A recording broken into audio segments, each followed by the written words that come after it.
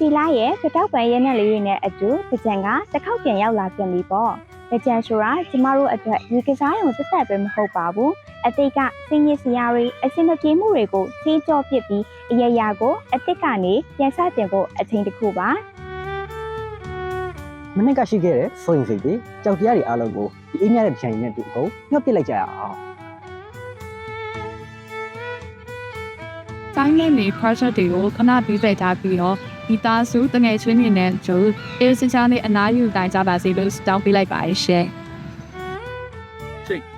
ရွေရာဒီရဲ့အပူဓာတ်တွေကိုကြံအေးလေးနဲ့အန်တူရင်သရောကိုပါဒီချန်လန်ကြပါသေးလို့ထူတောင်းပေးလိုက်ရပါတယ်ခင်ဗျာ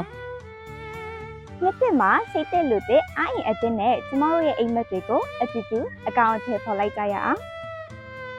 တကြံဆိုတာအားလုံးအတူတူအတိတ်ကနေပြန်ဆတင်ဖို့အကောင်းဆုံးအချိန်ပါပဲရှင်အားလုံးပဲပျော်ရွှင်စရာတကြံဖြစ်ပါစေ Happy တကြံ